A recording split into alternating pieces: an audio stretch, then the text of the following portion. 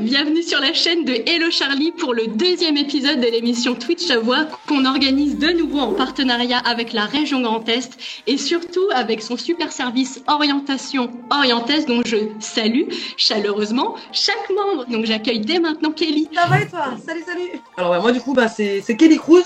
Comme dit, je suis carleuse depuis 10 ans, je suis présente sur les réseaux sociaux, sur TikTok et Instagram. Je suis une nana de 1m57, 48 kg du coup, j'ai pas le physique qu'on imagine trop dans le bâtiment. Et du coup je partage mon quotidien, ça va être le travail et un peu de tout quoi. Quel message t'as envie de faire passer à celles et ceux qui n'osent pas se lancer dans un métier parce que stéréotype, parce que peur du regard des autres? Faut pas écouter les autres parce que parfois dans la vie, si tu écoutes les autres, tu feras jamais rien.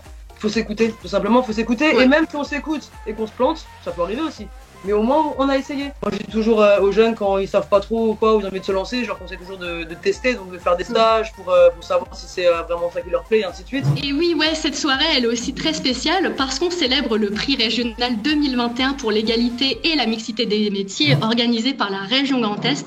Votre région valorise les jeunes qui se lancent ou qui se sont lancés dans une aventure professionnelle où la mixité est encore peu représentée, mais aussi la région soutient des projets et des initiatives dont l'objectif est de lutter contre les stéréotypes et de favoriser l'égalité entre les femmes et les hommes. Le fait d'être un homme et au sein d'une équipe, par contre, je pense que c'est vraiment un bon équilibre. Et du coup, la mixité dans ce genre de métier, je pense qu'elle est vraiment très très importante. Donc, un grand merci à la région de nous avoir retenus pour ce prix. Ça fait plusieurs années que nous travaillons vraiment sur alors tout d'abord la féminisation des métiers techniques et numériques, et puis maintenant on travaille vraiment sur la mixité dans ces domaines-là. Moi, j'aime dire qu'un métier n'a pas de sexe et on fait ce qu'on a envie. D'accord. 100% d'accord. Une petite question, parce que j'aime bien, et t'es plutôt joueuse. Comment on appelle un homme qui exerce le métier de sage-femme? À mon avis, c'est pareil. Eh ben non, c'est maïoticien. J'hésite entre 2,5 et 7. Je suis obligée de choisir. C'est toi qui vois, mais faut qu'on continue quoi. Est-ce que tu peux me raconter comment tu es devenu couturier, Mohamed? J'ai appris le métier de couturier à l'âge de 10 ans. À l'époque, ma famille et moi avions quitté notre pays, la Syrie, pour réfugier en Turquie. Et qu'est-ce qui te passionne dans ton métier? J'aime créer quelque chose qui n'existait pas avant. C'est hyper inspirant en tout cas ce que tu fais et c'est pour ça qu'on t'a invité ce soir et que la région te félicite et te remet le prix régional 2021 pour ta catégorie qui est les métiers d'art. Il devait y avoir un peu de souffleur de verre dans ma tête au fond et je me suis dit lance-toi là-dedans.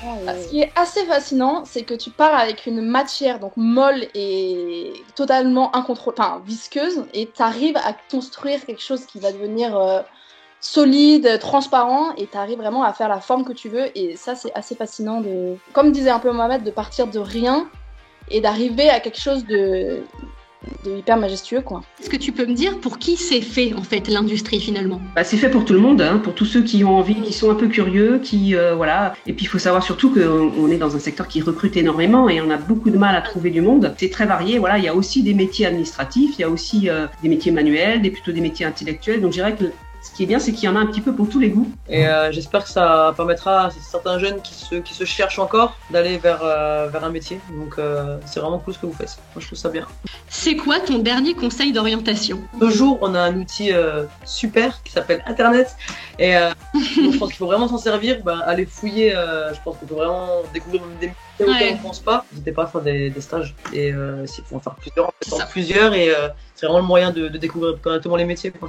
Merci beaucoup à toi, Kelly. Merci à toi. Merci à la région Grand Est et au service orientation. Et tu parlais de, justement, il y a plein d'outils sur Internet aujourd'hui pour se renseigner sur les métiers et les formations. Mais vous avez Orientest, les gars, je vous en ai parlé au tout début. Vous avez un tas de bons plans, un tas de fiches formation, de fiches métiers, des trucs qui se trouvent à côté de chez vous avec des événements. Donc, allez-y, foncez. Merci à vous tous de nous avoir regardés et on se retrouve très bientôt pour le 3e épisode de Twitch à Voix. À bientôt. Ciao tout le monde.